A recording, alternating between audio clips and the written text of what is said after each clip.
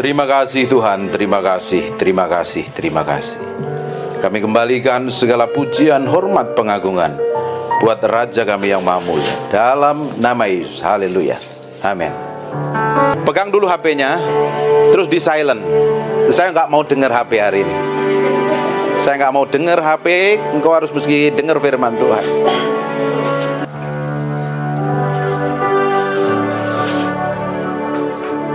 Kita mau sesuatu yang berbeda hari ini. Amin. Yang membuat kita berbeda bukan karena kita banyak duit, kita keren, kita kaya. Ketika ada manifestasi Tuhan yang hadir dalam hidupmu, kemana engkau melangkah, engkau mau pergi. Kalau ada manifestasi kuasa Tuhan, itu buat sesuatu yang berbeda. Ibadah pun juga sama. Kalau hari ini tanpa hadirat Tuhan, nothing, nggak ada apa-apa. Kita mau minta sesuatu yang berbeda. Di awal ini, this presence of God, His manifested presence, manifestasi kuasa Tuhan yang dinyatakan, manifestasi hadirat Tuhan yang dinyatakan. Allah itu omnipresent, ada di mana-mana. I just want to praise you. Dia omnipresent. Dia ada di diskotik, dia ada di pelacuran, dia ada di jalan-jalan, dia ada di gedung-gedung dan di kantor-kantor. Omnipresent tidak merubah apa-apa. His manifested presence yang merubah Saulus menjadi Paulus, jadi orang yang dipakai Tuhan. His manifested presence yang membuat Bapak Ibu nggak tahan dengan hadiratnya. Ketika para penatua mengangkat tangan bahwa selamanya, untuk selama-lamanya kasih Tuhan itu tidak pernah berubah, diangkat tangan nyembah Tuhan, nggak tahan dengan hadiratnya, rebah. Pagi hari miliki rasa haus dan lapar, buat sesuatu yang berbeda. Jangan ibadah di tempat ini seperti engkau ibadah di tempat lain, seperti hari Minggu ibadah tanpa memiliki kerinduan dan kelaparan dengan Tuhan. Hari ini miliki sesuatu yang berbeda. Aku pokoknya pingin ngalami Tuhan hari ini. Amin. Bangkit berdiri sama-sama.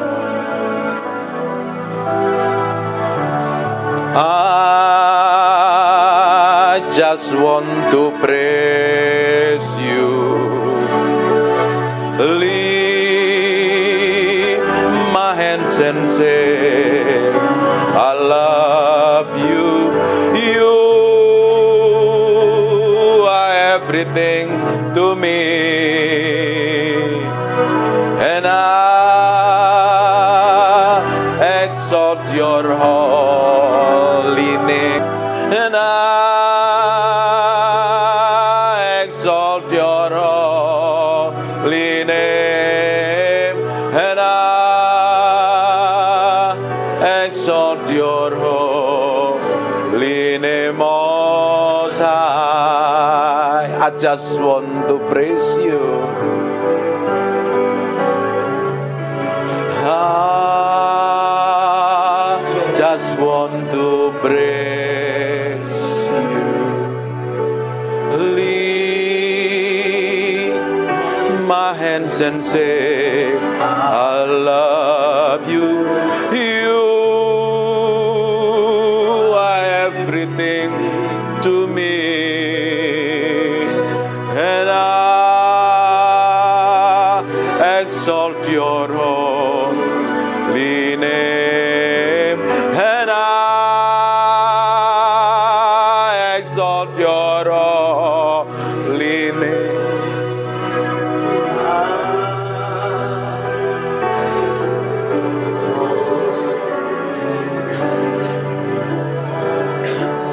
I just want to praise you. I just want to lift my hands and say, I love you. You are everything to me.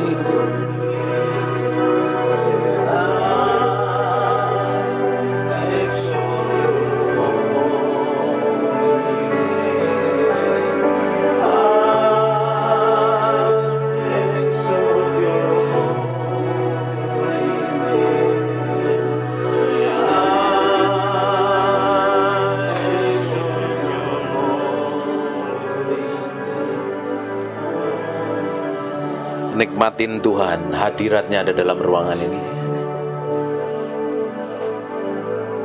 Ada orang-orang sedang dijamah Tuhan.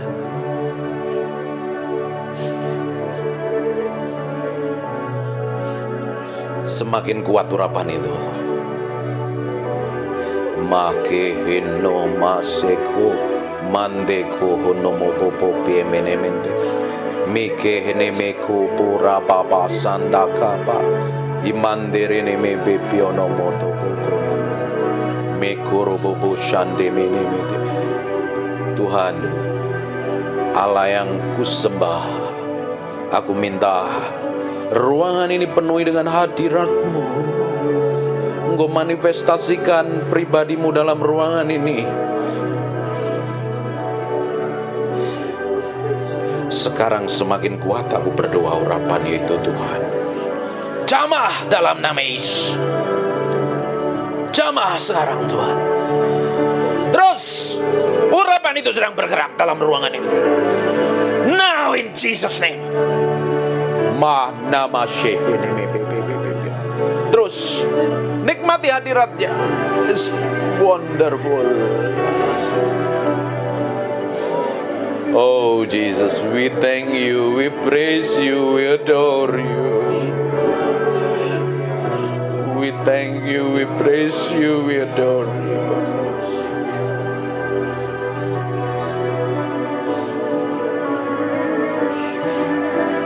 Semakin kuat. Ini bukan tentang kami, ini tentang Kau. Ini tidak ada urusannya dengan kami, ini urusan-Mu Tuhan. Pagi hari ini urusan-Mu. Buat orang-orang dalam ruangan ini merasakan pribadi-Mu Tuhan.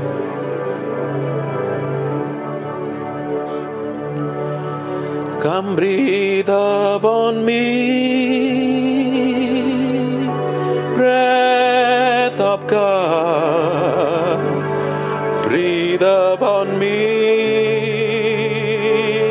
Spirit of the Lord, as I lift my hand in surrender to your name, Most High. I'm yielding to your Spirit, walking in your love. Jesus, I adore. Jesus, I adore. Jesus, I adore. We thank you Tuhan. Terima kasih Tuhan. Come breathe upon me. Come breathe upon me.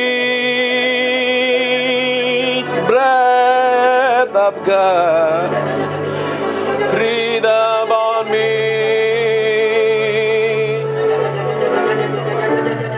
Terus Tuhan. As I lift my hand in surrender to your name, Most High. I'm yielding to your Spirit, walking in your love.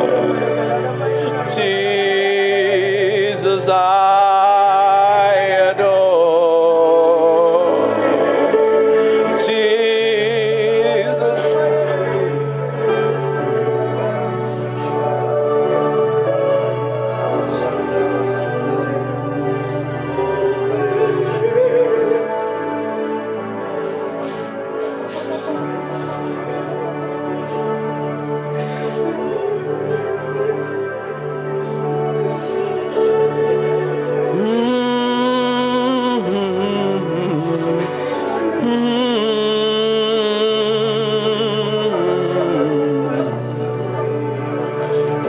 Kami datang menyembah-Mu,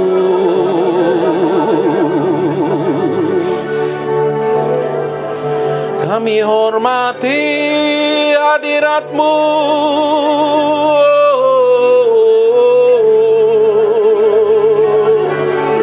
Datang dalam kuasa-Mu. Pagi hari ini kami mencintai-Mu. Kami mengasihi-Mu.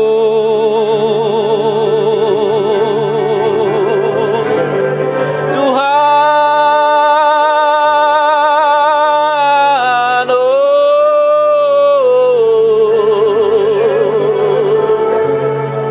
datang penuhi kami, sebab kami merindukan Kau yang maha mulia, yang layak ditinggikan. Angkat suaramu, puji Dia, tinggikan namanya.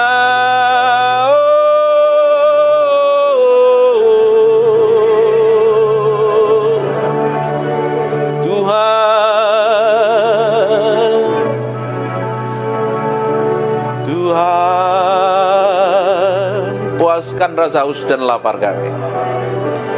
Jamah kami sekarang, Tuhan.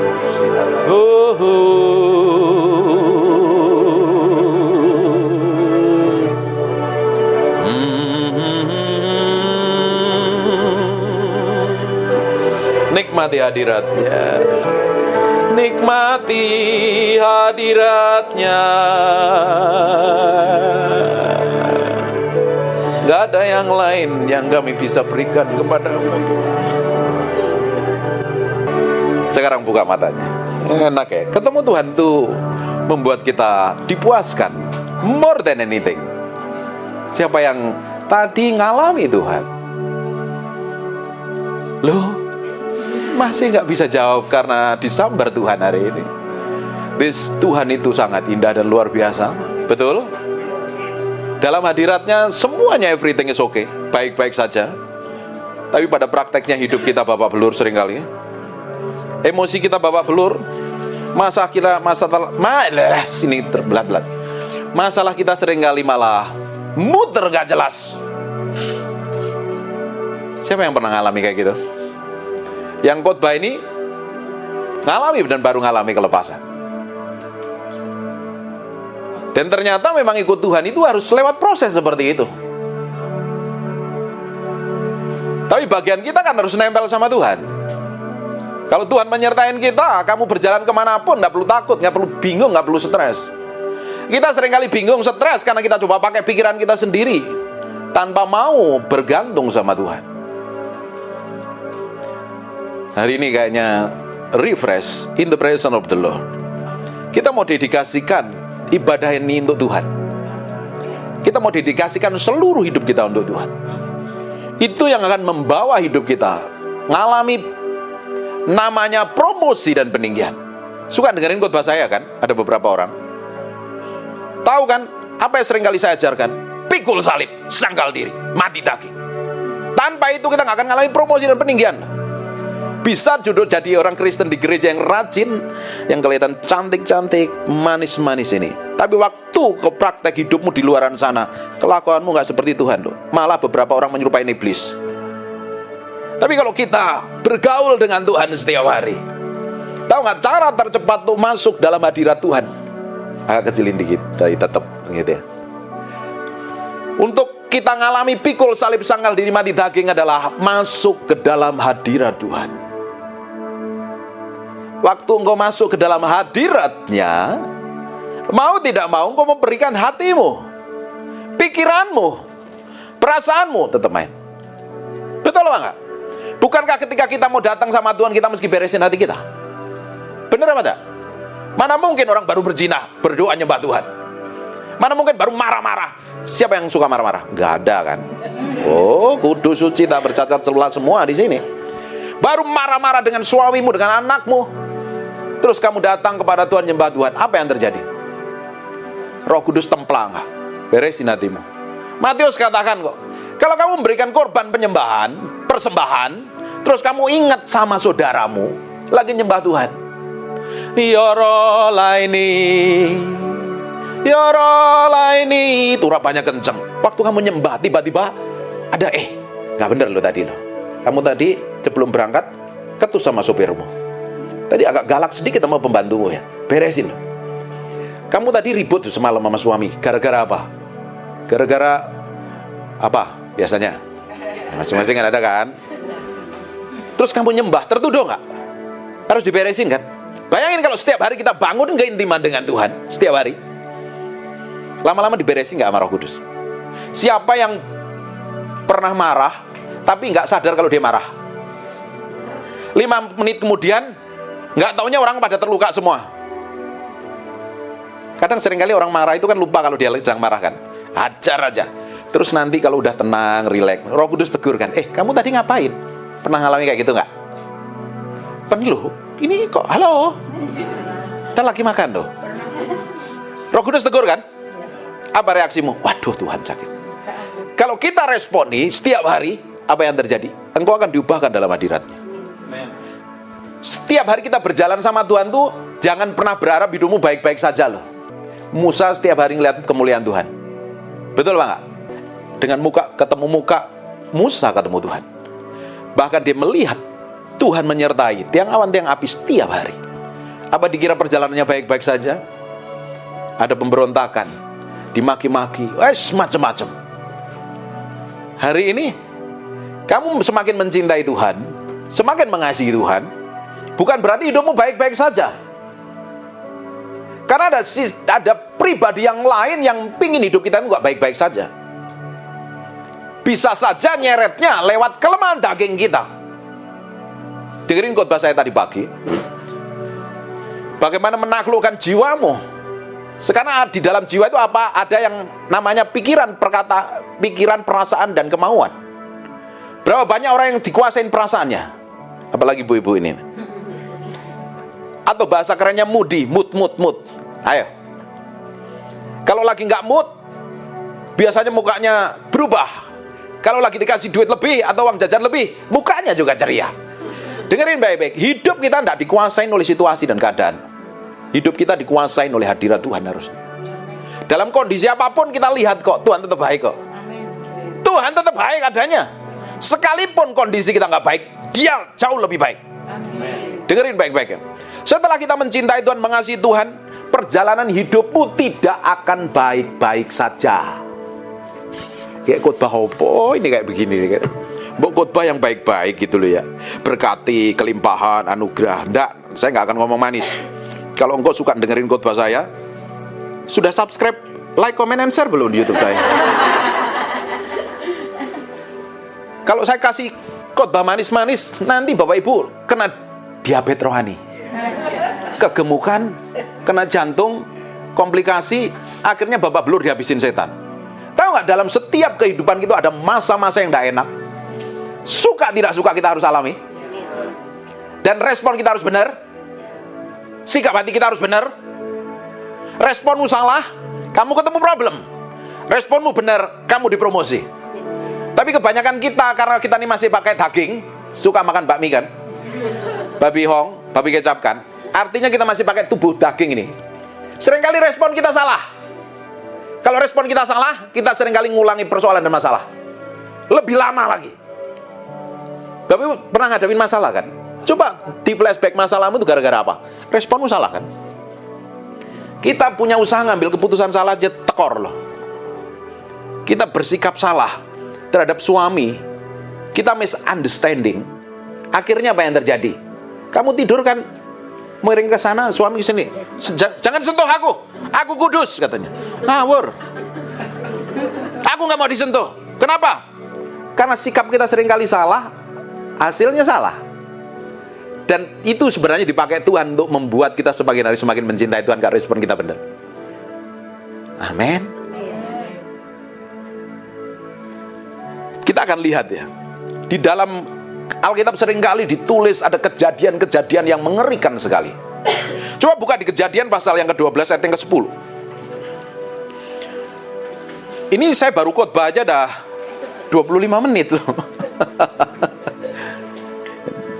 Molor enggak apa-apa lah. Kalian kan pengen dengar firman kan? Bukan hanya sekedar ketemu teman, hai, Tapi benar-benar pengen makan firman kan? Iya.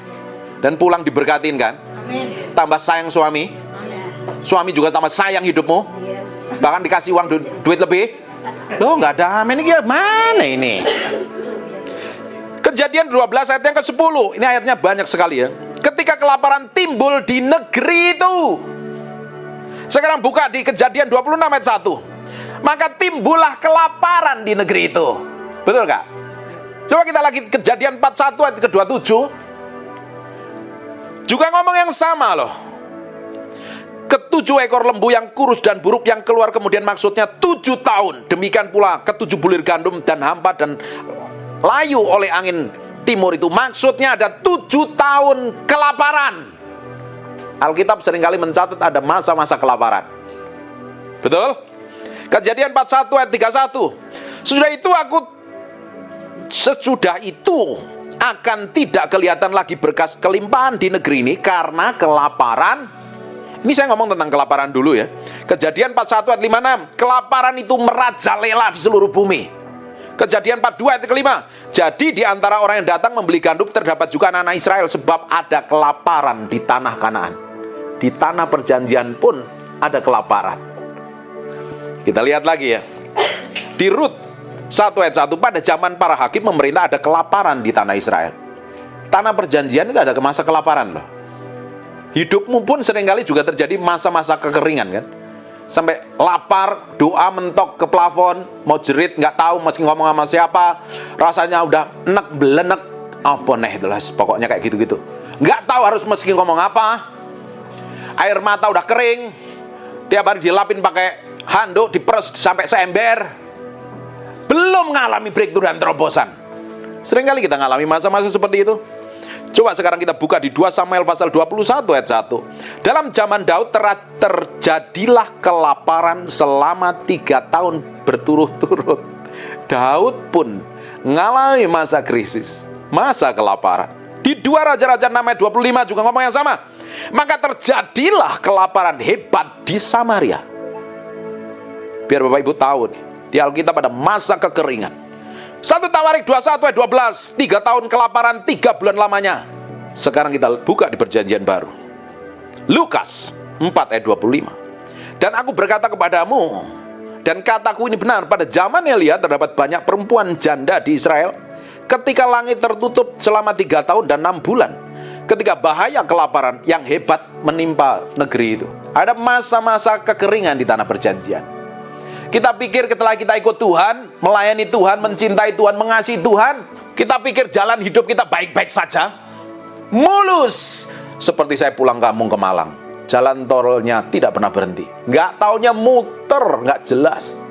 Siapa yang sering ngalami, kita pikir semuanya everything is okay, nggak taunya jalan terjal yang kita hadapin. Kayak ibu tadi, dipikir semuanya everything baik, ternyata masih ada keruwetan-keruwetan yang ibu yang saksian tadi loh. Dan kita kan sering ngalami kayak begitu. Kita pikir setelah kita dulu memutuskan untuk mencintai pasangan kita, terus kita sangjitan. Saya juga sangjitan soalnya. Kan ruwet kan proses itu kan. Terus kita menikah, bulan madu, mesra ya kan. Kalau bulan madu indah nggak? Lama-lama karakternya kelakuan. Lah kok jorok? Lah kok ketus? Lah kok bawel? Bulan madunya mulai hilang, madunya mulai hilang. Tinggal bulan. Terus bulannya bulan sabit agak horor. Pernikahannya ada beberapa orang yang horor. Pernah ngalami masa itu? Betul nggak? Kita pikir orang tuh ngomong sama saya, Pak Peter itu rendah hati ya katanya, rendah hati ya, kemana-mana pakai motor. Saya ketawa. Bukan rendah hati, kita baru bangkrut, saya bilangin. Saya pun ngalami proses yang gila-gilaan. Dengerin khotbah saya, sering saya ngomong ini. Dalam 5 tahun, 2017, 2018, 2019, 2020, 2021, saya ngalami krisis yang mengerikan. Sampai istri saya nyanyi setiap hari.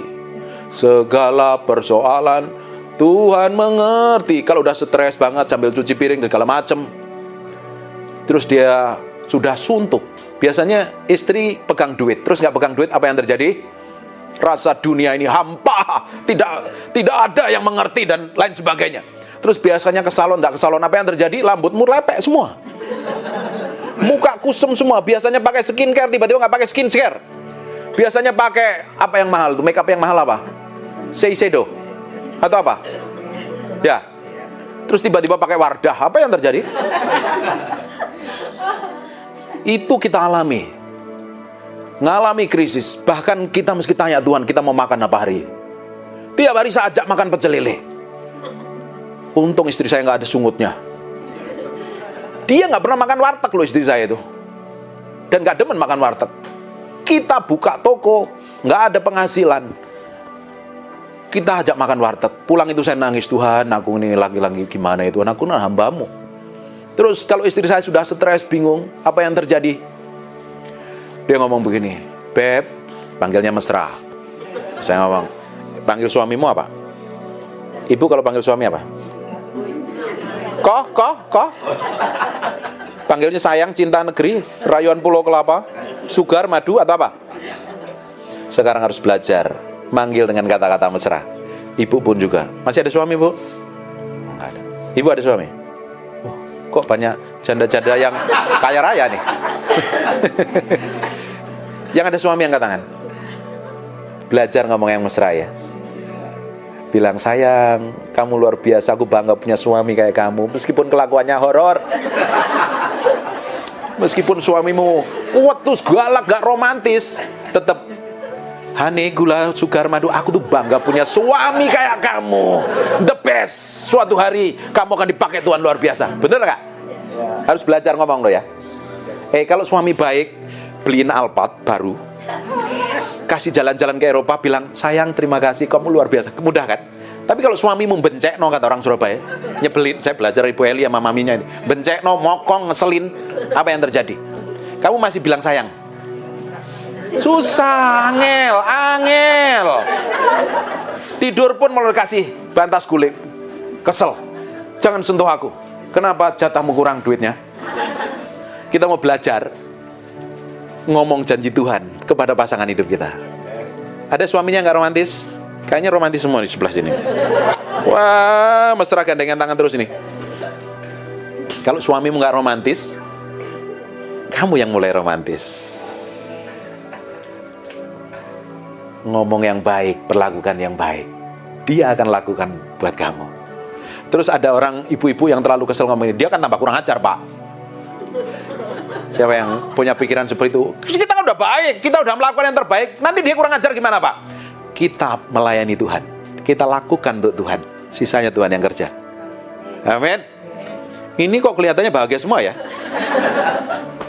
Dengerin baik-baik. Waktu dalam kondisi kita kekurangan, istilahnya, Beb, kapan ya kita dipulihkan? Sebentar lagi sayang, cintaku, negeriku. Pasti kita dipulihkan. Kan suamimu itu hamba Tuhan. Kalau hamba Tuhan yang gaji Tuhan. Dalam kondisi kita lagi kekurangan, banyak orang pinjam duit sama kita. Keren gak? Pendetanya kelihatan kayak kaya kan? Padahal lagi bangkrut loh. Utangnya gede pokoknya utangnya. Cicilan banyak. Aset mau disita bank. Bayangin. Saya pernah lagi mau khotbah jam 7:30. Jam 7 istri saya pulang. Katanya, pulang bisa nggak? Kenapa? Kamu udah ditegur bank, ditempelin di pintu gede-gede. Ini kalau nggak dibayar 2 minggu, kita mau sita, mau lelang. Apa yang terjadi? Lagi mau khotbah. Udah, jalan aja lah. Nggak apa-apa. Nggak bisa pulang, ada yang gantiin yang khotbah. Saya khotbah, urapannya kencang. Orang manifestasi banyak sekali. Saya pulang. Urapan kan nggak bisa buat bayar utang. Pulang nyetir. Waktu itu kita masih pakai mobil. Nyetir nangis di jalan. Tuhan bilang mana ini? Tenang, jalan sama aku yang gaji kamu. Semuanya bisa ditutupin. Tahu nggak? Tuhan urusinya di dalam. Gak enak. Kita diproses Tuhan. Terus kan kita mesti bayar utang kan? Mobil jual, emas jual, investasi ditarik, dibuat bayar utang semuanya. Kita pernah waktu itu ada Imlek, ponakan kita itu ada 27 orang. Banyak. Dan mereka dekat sama kita semua. Jadi mau nggak mau kan kita harus kasih angpau. Ya kan? Kita buka toko sepi.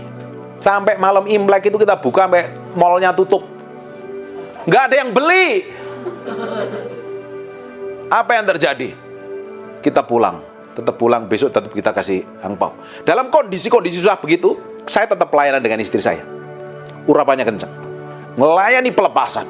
Baru datang ke rumahnya orang manifestasi loh. Belum ngomong apa-apa, urapannya kencang. Tahu gak Bapak Ibu, dalam kondisi kamu ngalami susah, krisis, stres, bingung, kacau, kamu doa rasanya nggak dijawab Tuhan, tapi sebenarnya ada hal kecil yang Bapak Ibu nggak perhatikan seringkali. Itu menunjukkan bahwa Tuhan menyertai hidupmu. Kita kan maunya sesuatu yang gede-gede kan, mujizat, kesembuhan, jadi kaya, semuanya. Loh, saya kan bisnis, bangkrut, utang saya gede, semuanya habis.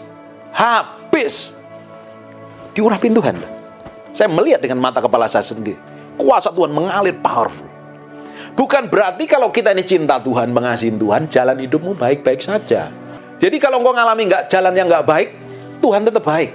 Jalan sama Tuhan. Kalau engkau sedang diproses Tuhan, Tuhan sedang urusin hatimu. Saya sering kali ngomong kayak begini loh di khotbah saya loh. Tuhan mau hatimu, bukan yang lain. Caranya Tuhan mau hati kita lewat proses. Kau yang bertahta, tadi ada lagu kan, engkau yang bertahta di dalam hidupku kan. Tahu nggak bertahta itu ngapain? Berkuasa sepenuhnya dalam hidup kita. Tapi pada kenyataannya kan kita seringkali nggak kasih Tuhan tahta. Kita sendiri yang bertahta. Tahu nggak kenapa kita ini seringkali yang berkuasa dalam diri kita? Kalau kita milik Kristus, harusnya sepenuhnya kita ini menjadi miliknya Kristus. Kita melakukan seperti yang Tuhan mau dan Tuhan inginkan. Tapi pada kenyataannya seringkali kita ngambil keputusan kita sendiri. Buktinya apa? Kamu suka emosi, suka marah. Kan harusnya kamu serahkan emosimu sama Tuhan. Suka khawatir. Siapa yang suka khawatir? Ini kayaknya orang diberkatin semua nggak pernah kekhawatiran. Ada. Mau krisis kayak pun ini kelihatannya kelimpahan semua ini. Yang kenceng dong. Kadang sampai orang Jawa itu bilang judek, stres, nggak bisa mikir apa-apa karena ngadepin persoalan. Kan setiap orang punya persoalan masing-masing dengan takaran yang berbeda-beda kan. Kadang kalau kita nggak bisa kuasain diri kita aja, kita sampai bingung, kacau, stres loh. Pernah nggak ngalami kayak gitu? Artinya kalau engkau bingung, kacau, stres, dirimu yang berkuasa, bukan Tuhan. Kalau kita izinkan Tuhan berkuasa sepenuhnya, lah mana ada sih orang Kristen stres sebenarnya? Bukankah Tuhan ada di dalam hatimu? Bukankah Tuhan menyertaimu? Dia tidak meninggalkan kamu. Lu ngapain mesti stres? Ngapain mesti bingung? Do you mudeng or not nih? Kelihatannya udah agak lapar ya dia. Kita buka ayat yang ibu unifikasi. Yesaya 41. Ku berbahagia, yakin teguh, Yesus abadi, kepunyaanku. Ini lagu-lagu zaman Musa, zaman Yosua. Aku warisnya, ku ditebus, ciptaan baru, Roh Kudus. Aku bernyanyi bahagia, aku bernyanyi bahagia. Selamanya aku bernyanyi bahagia, memuji Yesus selamanya. Aku bernyanyi bahagia, memuji Yesus. Ini bukan dalam kondisi kamu dapat bonus dari suamimu, dipromosi, diberkati. Ini perlu dinyanyikan waktu kamu difitnah, dituduh, diperlakukan buruk, berdoa belum dijawab Tuhan, lagi sumpek, lagi sakit, belum mengalami kesembuhan, anakmu babak belur, suamimu ngaco hidupnya. Dalam kondisi apapun kita suruh ngapain? Aku bernyanyi, memuji Yesus. Orang bahagia itu ngapain? Coba senyum dulu yang manis buat Tuhan Yesus. Orang berbahagia itu senyum, Ibu. Coba senyum dulu dong. Ke kanan kiri, latihan. Nanti kalau ketemu orang yang jengkelin, bencengnya senyum ya. Jangan langsung, malas aku. Ada dia itu nyebelin tuh. Kita jalannya melipir, pindah, malas menghindarin. Itu orang dunia. Justru kita harusnya kasih senyum. Kan simpel toh, senyum itu apa susahnya? Tapi kalau dalam kondisi susah, kamu susah senyum loh. Apa yang saya khotbahin hari ini, Bapak Ibu kan seneng kan? Kita ajarin mati pelan-pelan loh, supaya engkau berkenan di hadapan Tuhan loh. Mati daging, pikul salib, sangkal diri, sambil bisa ketawa lagi. Ya kan? Perhatikan baik-baik. Yesaya 41 ayat yang ke-10. Diberkati, siapa diberkati? Sampai hari ini diberkati, sampai saat ini? Batuk dulu. Loh, disuruh batuk kok. Gitu loh. Ya. Yesaya 41 ayat ke-10. Janganlah takut. Kalau Tuhan ngomong jangan takut, kita perlu takut gak? Loh, selama ini kamu takut-takut, stres-stres, bingung ngapain? Jangan takut ditulis di Alkitab itu banyak sekali. Ada yang menyelidiki kurang lebih 365 kali loh. Ditulis jangan takut. Artinya setiap hari. Betul nggak? Jangan takut. Karena kita jalan hidup kan nggak jelas ke depannya. Masa depan kita kan nggak tahu nih seperti apa. Amerika krisis, keuangan krisis, toko juga lagi pada sepi kan? Karena punya perusahaan jadi nggak punya toko, jadi nggak menjawab. Semuanya dalam kondisi nggak jelas ke depannya. Tetapi Tuhan ngomong jangan takut sebab aku menyertai engkau. Kalau Tuhan menyertai, kamu perlu bingung lagi nggak? Kamu perlu khawatir lagi nggak? Pak, sini Pak, sini berdiri sama saya Pak, sini Pak. Jangan takut dan jangan bimbang. Jangan takut sebab aku menyertai engkau, janganlah bimbang. Kalau menyertai itu kayak begini nggak, Bapak? Saya jalan ke sana, ini anggap aja Tuhan ya, atau Roh Kudus. Saya jalan, dia menyertai nggak? Kalau kamu lagi stres, ada Tuhan di sampingmu loh. Hanya mata kepala kita kan nggak bisa melihat kan? Tuhan menyertain kita. Dia tinggal di dalam kita. Dia mengurapin kita. Yohanes pasal 14 dijelaskan kok. Aku tidak akan pernah meninggalkan engkau. Aku akan menyertai engkau sampai akhir zaman. Loh, Tuhan menyertai kita kok. Digandeng lagi tangan kita. Gandeng Pak. Aku lagi stres nih. Wah, bingung, kacau. Tuhan gandeng. Kenapa kok kita nggak bisa ngelihat Tuhan di samping kita? Fokusmu kemana? Sekarang yang jadi masalah. Waktu kamu stres takut, fokusmu kemana? Harusnya kan fokus sama Tuhan toh. Waktu ngelihat suamimu yang horor-horor itu loh, sampai kamu babak belur, stres, bingung-bingung, fokusnya kemana? Harusnya ke Tuhan, ngapain ngelihat kelakuan yang buruk? Harusnya kan jalan. Lagi nggak punya duit nih, kayak saya lagi nggak punya duit waktu itu, sekarang ada duit, tenang aja. Waktu saya nggak punya duit karena krisis 5 tahun loh diproses Tuhan. Istri saya tanya, kapan diberkati? Entar lagi. Kapan diberkati? Entar lagi. Saya kenapa ngomong sebentar lagi saya akan diberkati? Saya ngelihat nih, duyungmu dengar not? Katakan amin. Terus istri saya, kapan ya kita diberkati kok? Udah sebentar lagi. Saya ini hamba Tuhan, yang gaji saya nih Tuhan. Ngerti gak? Lagi bingung, doa belum dijawab, mentok sampai plafon.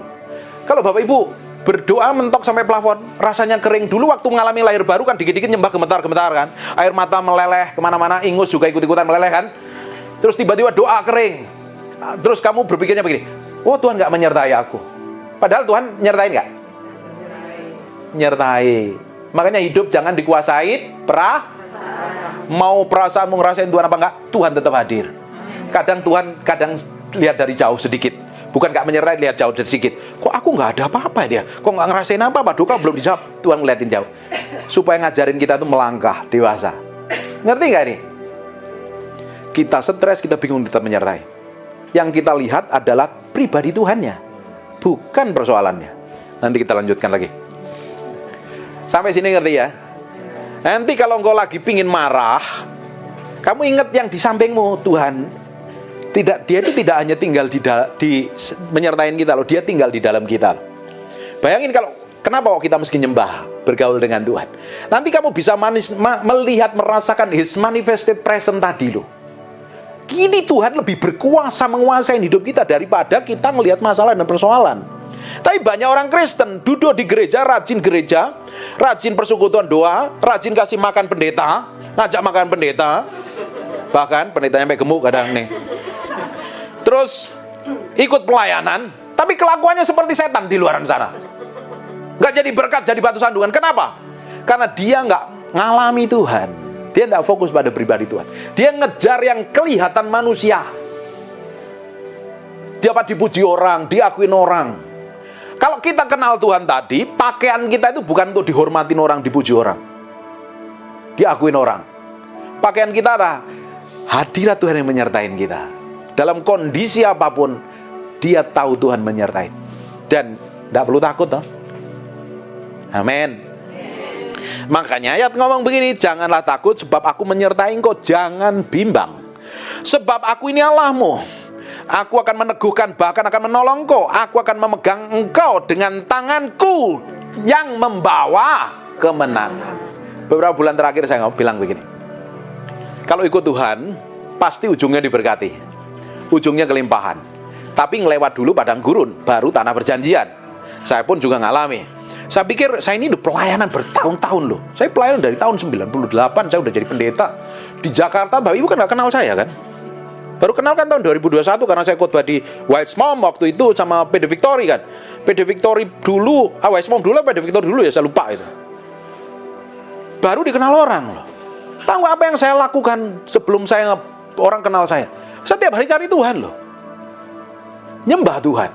Saya tahu suatu hari Tuhan akan bawa saya jadi berkat lebih banyak lagi. Saya nggak peduli mau kondisi situasi apapun, saya fokusnya kepada tujuan akhir saya. Pasti Tuhan pakai hidup saya. Kemenangan ujungnya.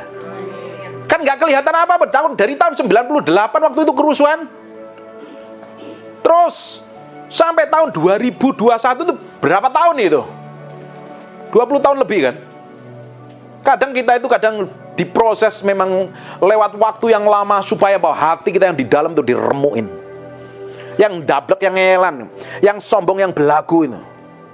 Saya pernah ngomong kan di PD Victory. Orang sombong itu antibodinya lemah. Tahu nggak kenapa orang sombong antibodinya lemah? Kan jalannya dongak terus. Meski pakai payung, kalau hujan kan kemasukan ini air nih, hujan nih. Bangga diri, lihat aku. Semuanya fokusnya pada diri sendiri. Kalau orang itu ngalami Tuhan tadi, yang jadi pengharapannya, jadi fokusnya, Tuhan yang dapat kemuliaan. Tapi kita seringkali kan minta kemuliaan buat diri kita sendiri, supaya orang memuji kita, semua orang mengakuin kita, semua orang meninggikan kita. Ibu-ibu kalau difoto biasanya ngapain actionnya, gayanya? Yang ditunjukin apanya? Kan pasti begini kan, bawa tas begini kan. Nih tas gue, lihat. Kalau enggak, kakinya kan pasti kalau difoto kan enggak bisa begini. Kalau laki-laki biasa kayak apa? Perempuan itu bisa begini-begini, lihat sandal gue ini. LV, Ferragamo, Hermes. Kita semakin kenal Tuhan, kita mati loh. Bukan berarti kita nggak pakai barang bagus. Saya suka barang bagus. Tapi itu bukan tujuan utamanya. Orang ingin melihat kita bukan karena kita pakai barang bagus ya. Beberapa orang memang ngeluat barang bagus ya kan. Tapi harusnya yang menjadi pakaian kita adalah hadirat Tuhan yang menyertai hidupmu. Ngerti nggak? Orang melihat tuh, kamu kok berbeda ya. Kalau orang masih pakaiannya adalah pakaian kemewahan, pakai barang mahal, pakai barang bagus, untuk supaya orang puji, supaya orang akuin, pengen pengakuan dari orang, berarti dia belum mati daging, pikul salib, sangkal diri. Loh, pikul salib, mati daging, sangkal diri itu nggak boleh pakai barang mewah, itu nggak seperti itu. Artinya itu matiin dagingmu yang nggak bener di hadapan Tuhan itu loh, sikap hatimu loh. Orang ngomong, Pak Peter rendah hati ya sekarang ya. Nggak ngerti, dulu aku pakai mobil bagus kok. Waktu dalam krisis, tahu nggak Bapak Ibu? Saya pakai mobil bagus, tapi nggak kuat beli bensin. Keren nggak tuh? Hemat uangnya. Dan banyak orang telepon pinjem duit. Saya bilang, saya nggak bisa pinjemin, tapi saya hanya punya uang sekian, tak kasih kamu.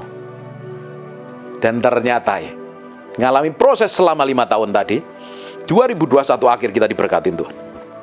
sampai hari ini. More than enough. Kita bisa berkatin banyak orang. Powerful kan? Ujungnya selalu Tuhan beri kemenangan. Yang jadi masalahnya waktu kita ngalami proses tadi, digebukin tadi itu loh, nggak enak. Ibu Ailing ya? Digebukinnya tadi kan nggak enak toh. Siapa seneng sih ngalami proses? Nggak seneng semuanya, tapi suka nggak suka Bapak Ibu kan ngalami nih. Tujuannya meremukkan yang di dalam supaya engkau berjalan setiap hari jalan sama Tuhan. Kita akan lihat lagi ya. Waktunya masih panjang, tenang aja. Tuhan Yesus belum datang kok. Orang ini ibadah perdana ya harus sesuatu yang spesial besok-besok ya.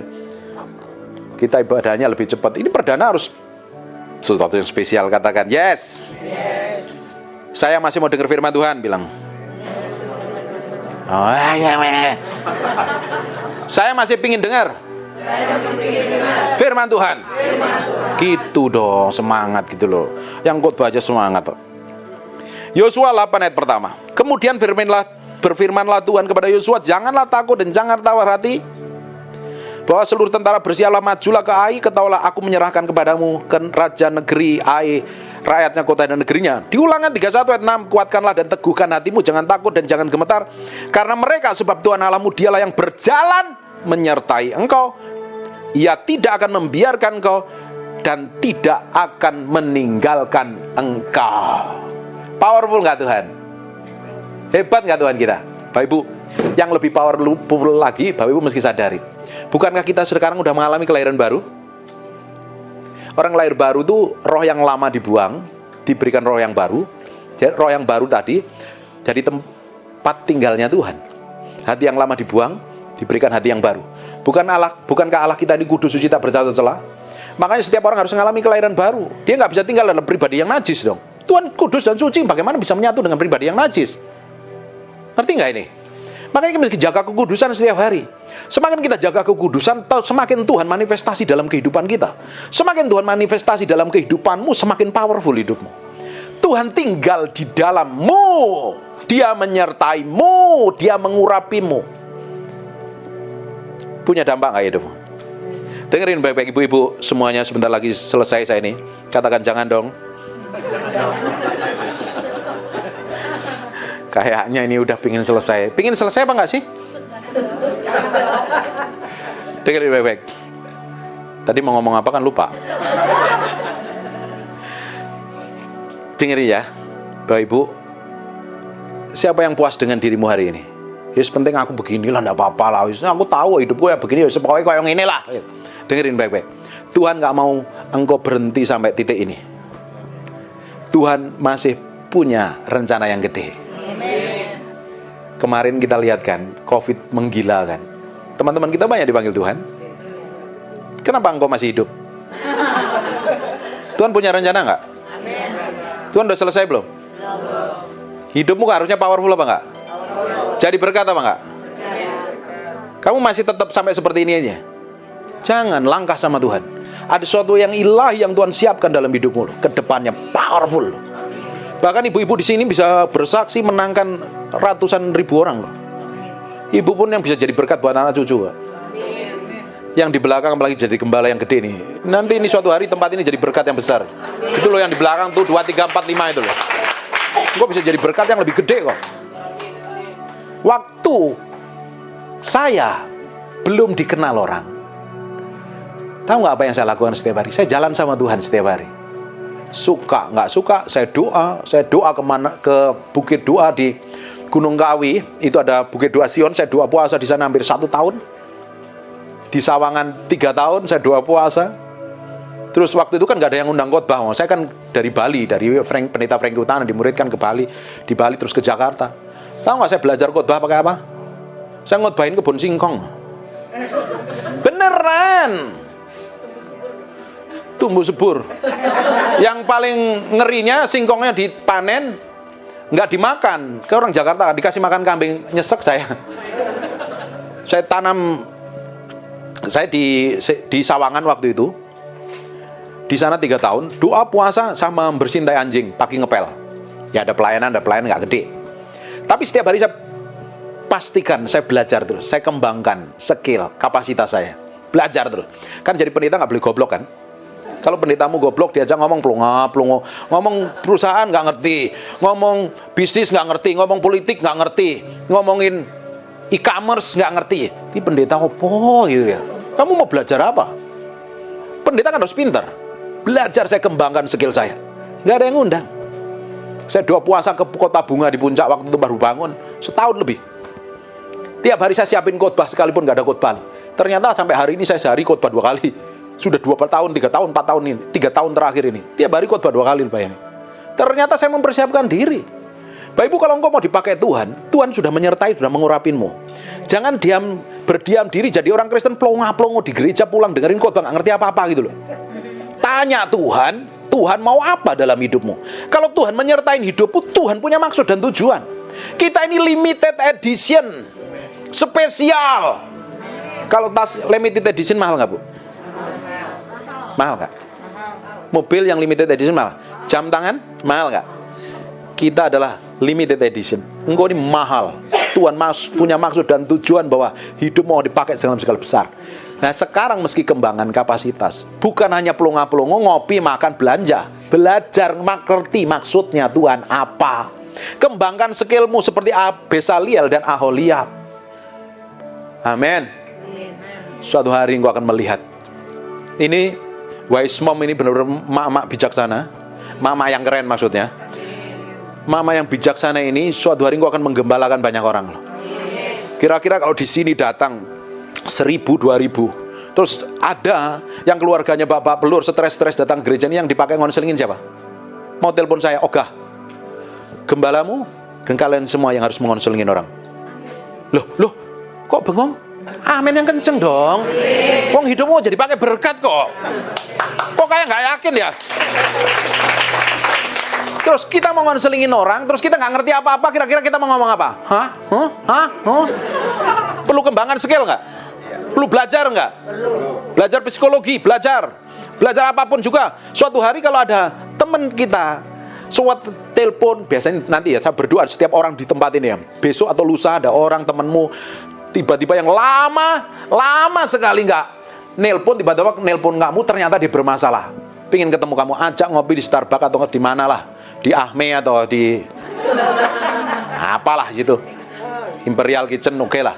Makan di sana, ngomong kebenaran firman, saksikan kebenaran. Seperti Bapak ini. Bapak ini kemarin saksi. Hidupnya dipakai itu untuk jadi berkat loh. Ngomongin tentang kebenaran. Masalahnya keluarganya gini. Bapak Ibu bisa ngomong keluarga loh, keluargamu bapak belur, kamu kan nggak bisa ngomong tentang bagaimana pemulihan keluarga. Kok bisa ngomong jadi kesaksian kalau hidupmu beneran? Kita ini nggak ada yang benar 100%, kita dalam proses dibenarkan. Step by step. Waktu engkau berjalan bersama Tuhan, hidupmu akan jadi berkat. Ini orang 2 ini jadi berkat nih. Lihat ya. Ngerti nggak?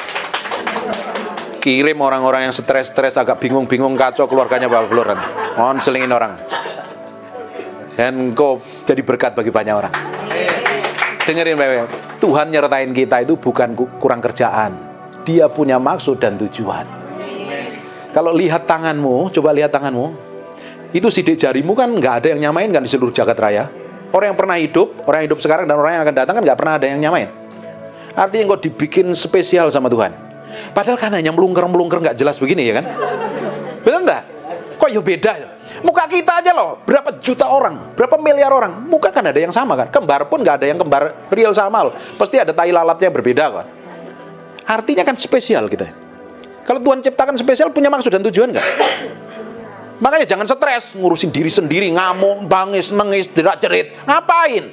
Karena masalah, telepon pendeta, pikir pendeta penyelesai masalahmu. Tuhan penyelesai masalahmu.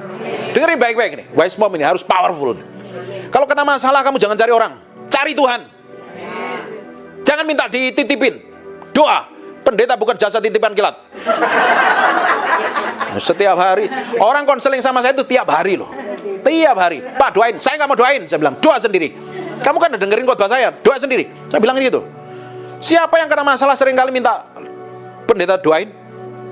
Nggak ada ngaku kali ini. Mulai sekarang doa sendiri ya. Baru jam 12, bentar lagi. Nanggung. Kalau kena masalah, sekarang langsung ngomong begini, Tuhan mau apa dalam hidupku? Kalau yang pingin marah, ada yang gampang marah di sini. Coba saya keker dulu dari sini, dari sini. Wih, lemah lembut kayak Musa semua. Nanti kalau pingin marah, pingin ngamuk, kan kadang kalau kita ini ngadepin hal yang tidak enak, langsung pingin biasanya meledakan. Pernah ngalami nggak? Sekarang kasih jeda dulu sama Tuhan ya. Tuhan, aku kuasal pingin marah, asli Tuhan. Pingin ngamuk. Saya itu kalau pingin marah bilang ini, Tuhan aku pingin marah asli, meledak mendidih nih Tuhan. Aduh, pingin marah. Boleh nggak marah? Tuhan tahu nggak, diemin, sering kali diemin. Terus dia ngomong, ya marah. Nanti kamu urusan loh sama aku loh. Wis maulah Tuhan kapok aku wis. Daripada berurusan dengan Tuhan, mendingan kita belajar menguasai diri. Kalau pingin marah, sekarang ngapain? Berdoa. Izin tuh. Kalau saya marah, ikutin. Kalau saya marah, pingin ngamuk, pingin teriak, lagi kesel, saya mau berdoa dulu. Tanya Tuhan, boleh apa enggak? Nanti kamu langsung senyum sama Tuhan. Iya Tuhan, wis aku le. Tahu engkau udah ngurusin hatiku ini. Tujuan yang kau mau pakai hidupku supaya jadi berkat bagi banyak orang. Amin. Kasih jeda. Siapa yang pernah difitnah orang? Dijelek-jelekin orang? Pernah kan? Terus pingin bales kan? Apalagi kalau kita diomongin oleh orang lain. Ibu ini diomongin sama si noni yang di sono. Terus dia ngomong sama temennya. Rasanya kan pingin menjelaskan segala sesuatu sama mereka kan? Ngomong aku tuh gak seperti yang dia bilang loh. Pingin mengklarifikasi. Sekarang diam aja, gak usah. Beri waktu sama Tuhan, biar Tuhan jelasin sendiri. Engkau artinya dipromosi Tuhan.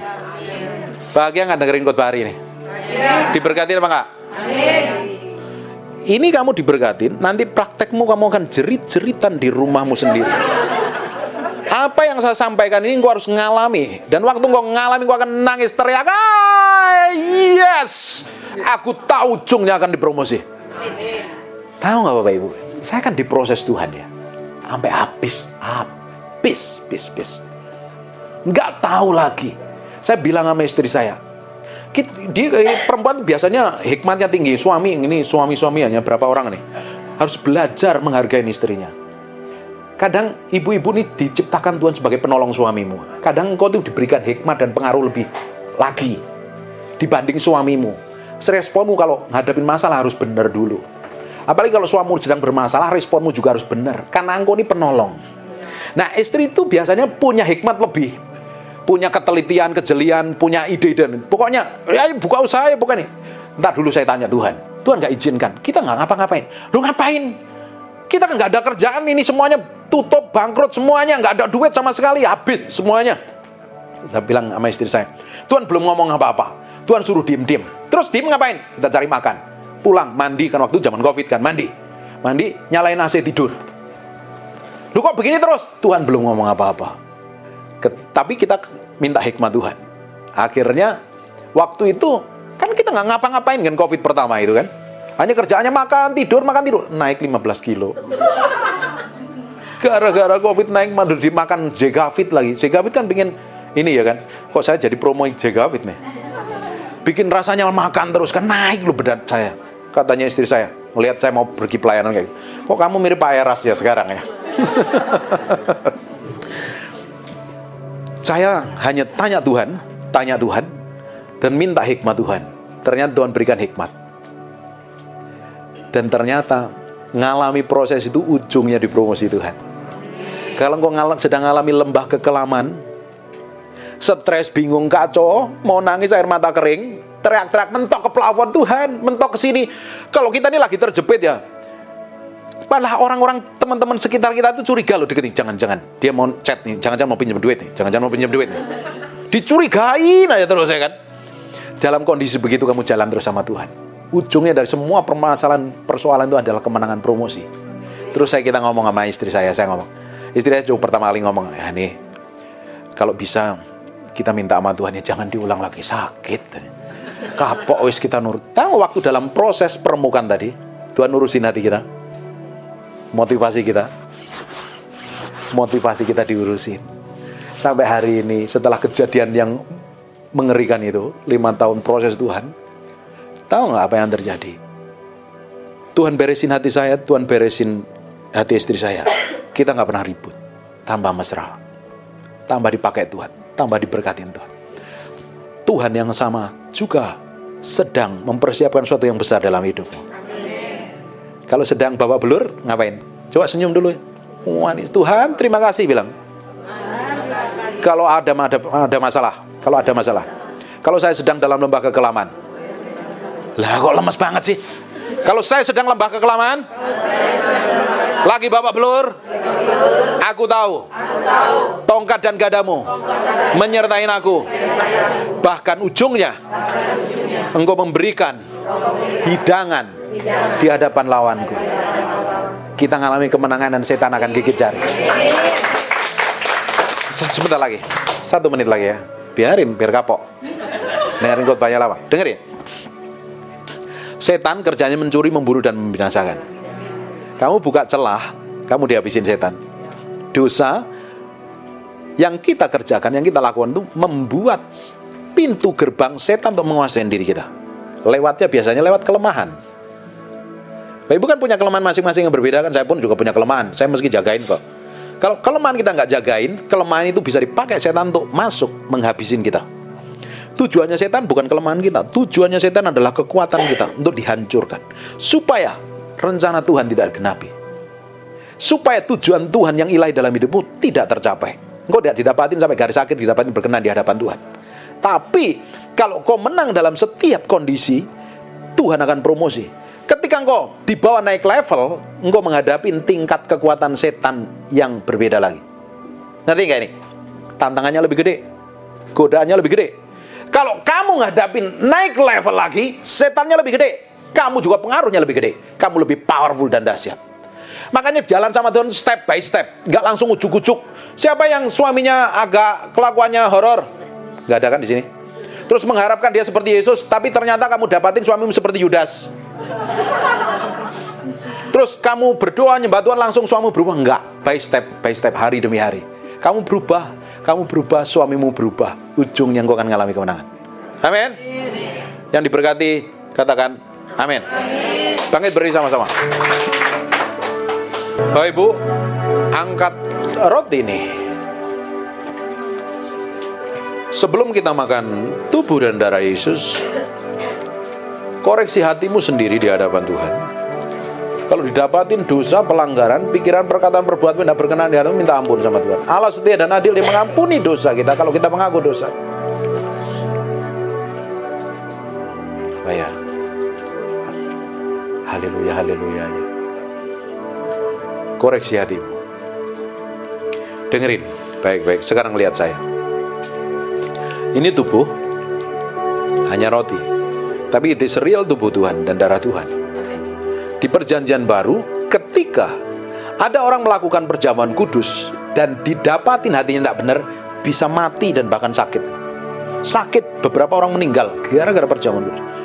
Ada satu gereja percaya bahwa ini adalah tubuh dan darah Yesus. Ketika dia makan tubuh perjanjian ini dan darah perjanjian ini, yang sakit akan mengalami kesembuhan. Benar, real terjadi. Ini punya power dan kuasa untuk bukan yang sekedar rutinitas agama yang kita lakukan. Kita makan tubuh ini dan kita minum darah ini. Tubuh ini tubuhnya Yesus dan darah ini darahnya Yesus. Tubuh dan darahnya Yesus masuk dalam diri kita. Kamu punya DNA Allah kan? Amin. DNA-nya lah mengalir dalam diri kita.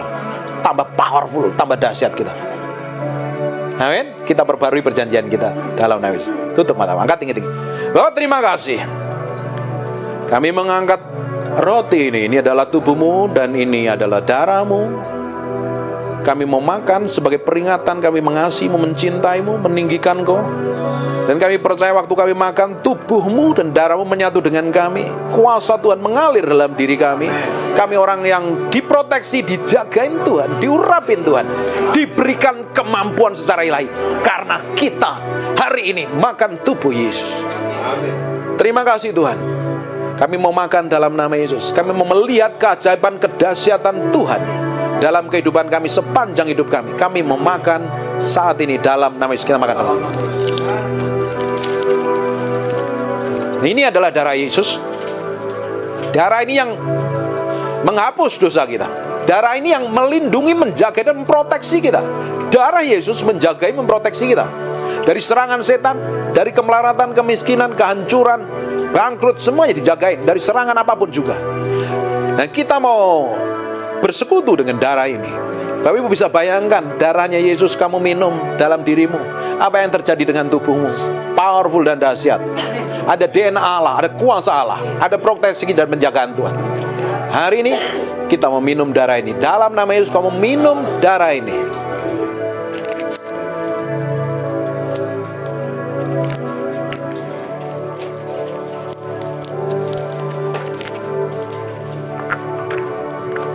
Terima kasih Tuhan. Kami kembalikan segala pujian, hormat, syukur buat kami. Buat namamu saja kami berikan hati kami sepenuhnya untuk Engkau. Dancing my soul, my savior, Gatudi. Kami mau mengakhiri ibadah ini, dan kami percaya semua orang yang datang di Bani pulang diberkatin Tuhan, diubahkan Tuhan, dijamah Tuhan, dipulihkan Tuhan. Dancing my soul, my savior, Gatudi. Pulang bawa berkat ini. Kemana engkau pergi, kemana engkau melangkah, ada Tuhan menyertaimu. Rohnya membimbing kau di jalan yang benar, di air yang tenang. Sekalipun kau lewat padang gurun, lembah kekelaman, Tuhan akan sertain hidupmu. Ujungnya engkau akan diberkati, ngalami kelimpahan. Berkati tempat ini jadi tempat penyembahan. Kirim orang-orang dari barat, timur, utara, selatan datang ke tempat ini, belajar firman, diubahkan Tuhan, dimuridkan, dididik, dan ngalami Tuhan. Bapak Ibu, pulang bawa berkat ini. Apa saja yang dikerjakan tanganmu, Tuhan akan bikin berhasil. Bisnismu, usahamu, tokomu, pabrikmu diberkati Tuhan. Dan mulai hari ini engkau akan dipulihkan keluargamu. Anak-anakmu jadi anak-anak yang takut akan Tuhan. Hidupmu jadi berkat dan nama Tuhan dipermuliakan. Bawa pulang ini. Kasih karunia Tuhan Yesus melimpah-limpah, penyertaan Roh Kudus mulai hari ini sampai akhir zaman memberkati hidup. Dan kasih yang tanpa berkesudahan datangnya dari Bapa sendiri turun dalam hidupmu. Yang diberkatin Tuhan katakan amin 2 kali yang kencang. Amin. God bless you.